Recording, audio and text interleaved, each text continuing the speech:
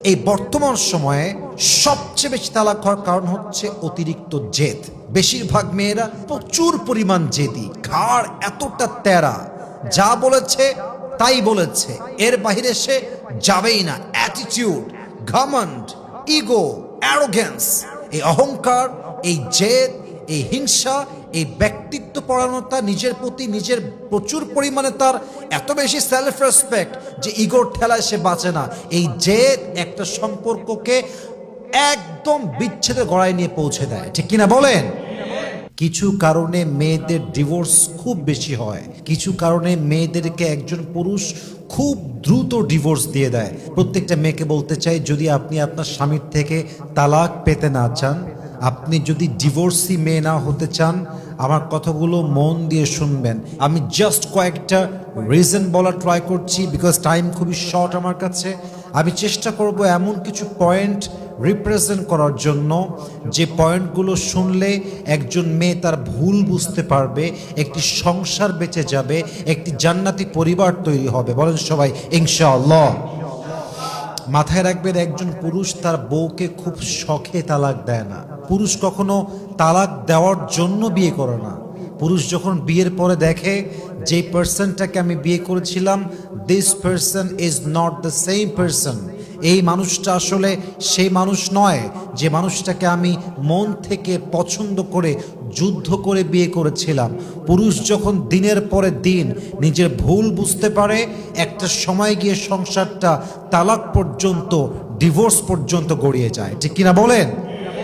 এক নাম্বার মাথায় রাখবেন, আপনি যদি আপনার স্বামীকে খুব বেশি অবহেলা করেন, খুব বেশি অযত্ন করেন, আপনার স্বামীর আস্তে আস্তে সংসার থেকে মন উঠে যাবে, আপনার প্রতি মন উঠে যাবে। যদিও আপনাদের 2টা বাচ্চা থাকতে পারে, 3টা বাচ্চা থাকতে পারে, মনে রাখবেন পুরুষের ব্যক্তিত্বকে আল্লাহ অনেক শক্ত করে বানিয়েছে। পুরুষ সব সহ্য করতে পারে, বাট তার শখের নারী, তার লাইফ পার্টনার, তার স্ত্রী তাকে অবহেলা করবে, তাকে অযত্ন করবে, তাকে টাইম দেবে না, তার কেয়ার করবে না, তাকে টপ লিস্টে রাখবে না প্রায়োরিটির ভেতরে। বিশ্বাস করেন, পুরুষ সব কিছু হজম করতে পারে, সব কিছু মানতে পারে, বাট তার লাইফ পার্টনারের অবহেলা, অযত্ন পুরুষ চুল পরিমাণ সহ্য করতে পারে না, ঠিক কিনা বলেন? আম্মা জান আয়েশা রাদিয়াল্লাহু তাআলা আনহা তার ওয়াইফের জন্য, হাজবেন্ডের জন্য ডেডিকেটেড ছিলেন। খাদিজা রাদিয়াল্লাহু তাআলা আনহা তার হাজবেন্ডের জন্য ডেডিকেটেড ছিলেন। একবার ভাবেন তো আসিয়া রাদিয়াল্লাহু তাআলা আনহার কথা। আপনার স্বামী কি ফেরাউনের চাইতে খারাপ? আপনার স্বামী কি ফেরাউনের চাইতে বড় জালেম? ফেরাউনের মতো জালেমের কাছে যদি আসিয়া টিকে যায়, তবে আপনি আপনার স্বামীর কাছে টিকতে পারবেন না কেন, ঠিক কিনা বলেন? এই যুদ্ধ আপনার, এটা আপনার জীবনের যুদ্ধের জায়গা, এটা আপনার পরীক্ষার জায়গা। খুব সহজে হাল ছাড়লে চলবে না। আপনাকে মাথায় রাখতে হবে, আপনার স্বামী আপনার সবচাইতে আপন মানুষ। যদি আপনি বেশি অবহেলা করতে চান, আস্তে আস্তে এই সম্পর্ক বিচ্ছেদের দিকে গড়াবে, আস্তে আস্তে এই সম্পর্কটা তালাকের দিকে গড়াবে। অতএব যতদিন বেঁচে আছেন, যতদিন স্বামীর সঙ্গে আছেন, সর্বোচ্চ নিজের স্বামীকে যত্ন করার চেষ্টা করবেন। আল্লাহ প্রত্যেকটা মেয়েকে বোঝার তৌফিক দান করুক, সবাই আমিন। আর একটা অন্যায় আছে, দেখবেন কিছু মেয়ে আছে যেই মেয়েরা স্বামীর সঙ্গে অন্য পুরুষের কম্পেয়ার করে, এবং বড্ড বোকা মেয়ে হচ্ছে সেই মেয়ে যেই মেয়ে স্বামীর সামনে বসে পরপুরুষের প্রশংসা করে।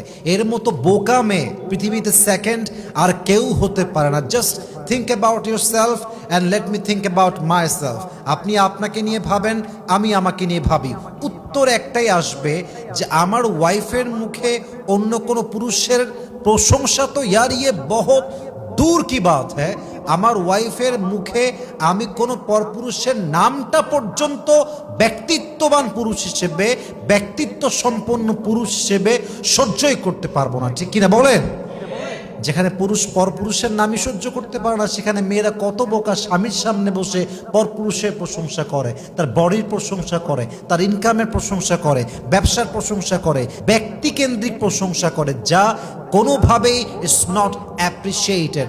আপনার স্বামী একদিন সহ্য করবে, 2 দিন সহ্য করবে, 3 দিন যখন গিয়ে দেখবে যে এই মেয়ে তো খুবই লজ্জাহীন একটা মেয়ে, এ তো বেলাজা একটা মেয়ে, সারাদিন আমার সঙ্গে অন্য পুরুষের কম্পেয়ার করে, তখন দেখবেন আপনার স্বামীর আপনার প্রতি মন হারায় যাবে। আর যখন একবার মন উঠে যাবে, মাথায় রাখবেন পুরুষ মানুষের মন কিন্তু খুবই সেনসিটিভ। পুরুষ মানুষ যাকে একবার পছন্দ করে, দিল থেকে ভালো লেগে যায়, কসম খোদার পুরো দুনিয়া তার বিরুদ্ধে যাবে, তবুও পুরুষ তার হাতটা শক্ত করে ধরে রাখবে, মৃত্যু পর্যন্ত আগলায় রাখবে, ঠিক কিনা বলেন?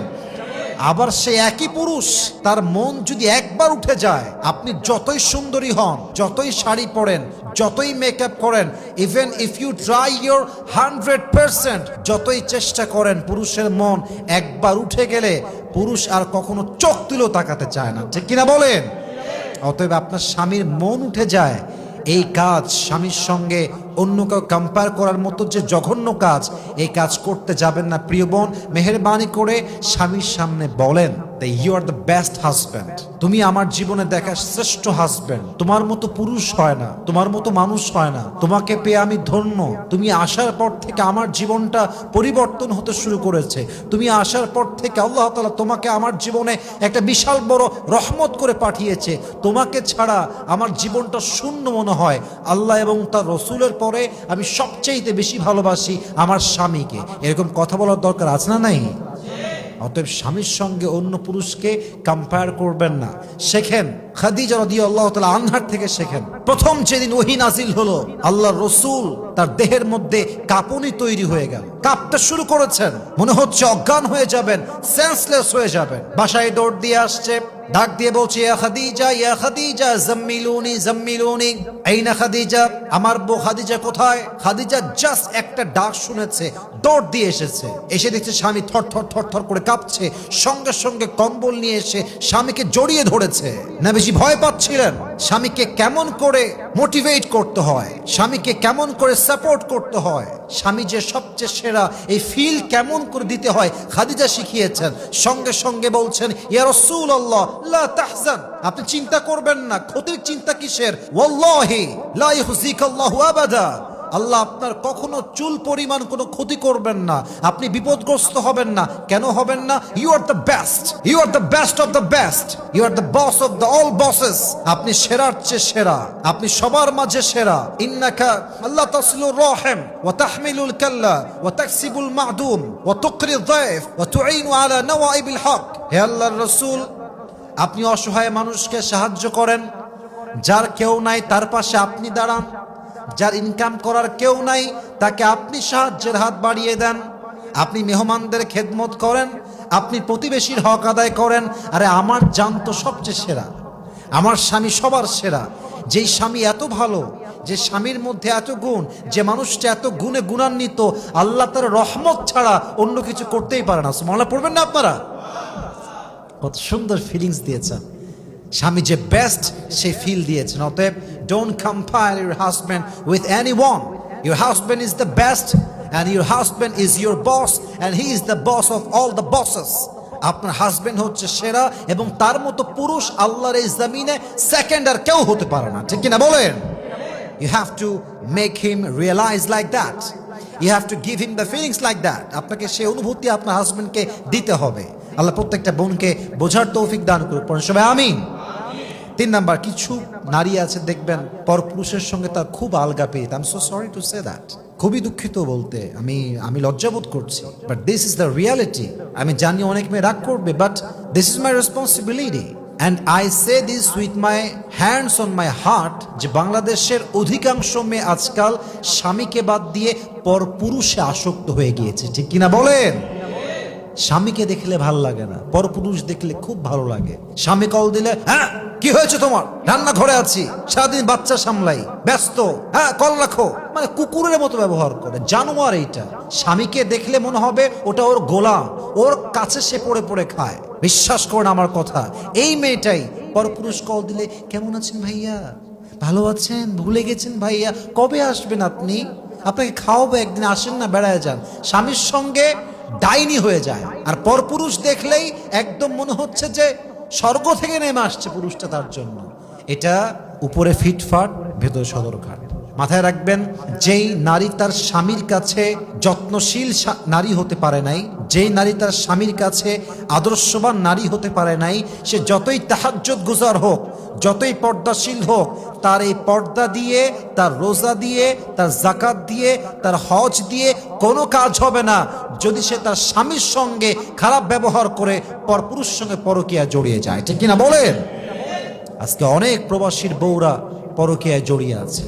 স্বামী টাকা পাঠায় বিদেশ থেকে, মাথার ঘাম পায়ে ফেলে, রক্ত পানি করে।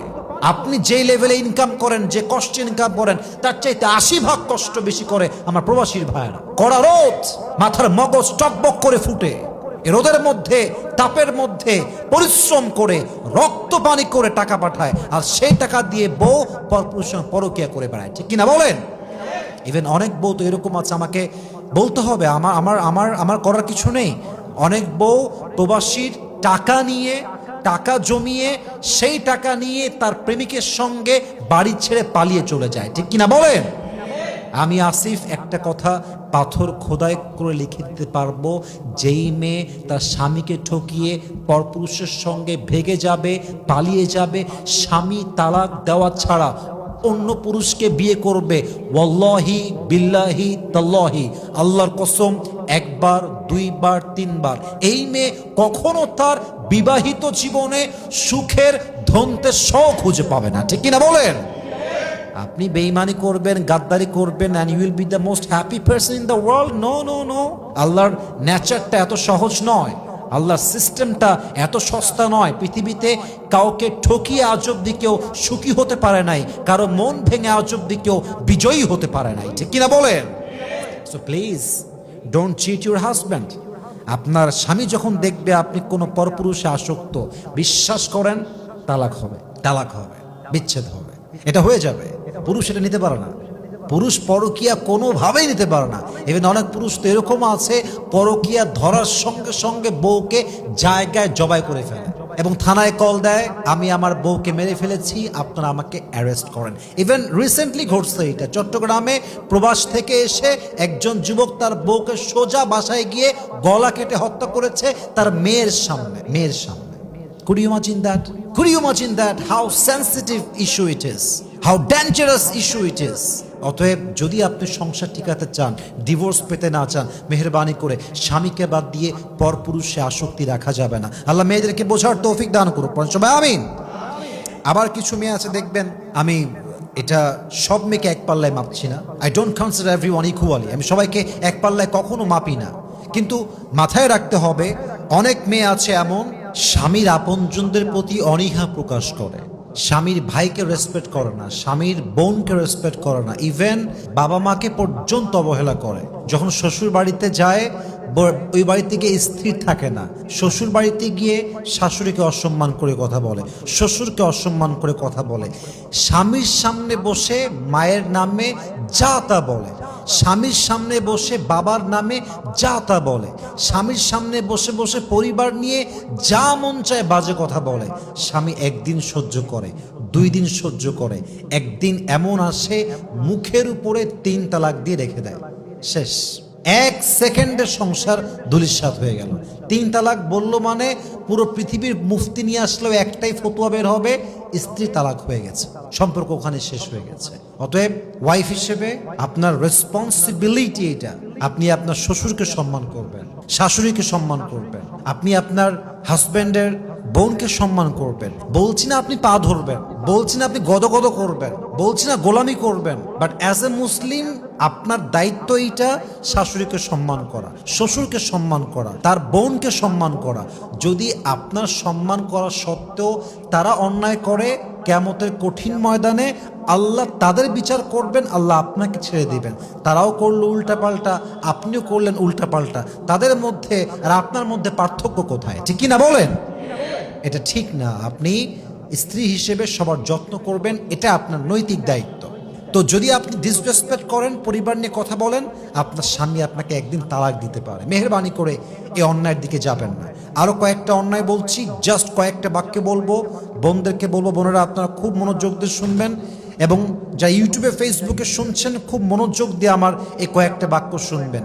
মেয়েদের এই বর্তমান সময়ে সবচেয়ে বেশি তালাক হওয়ার কারণ হচ্ছে অতিরিক্ত জেদ।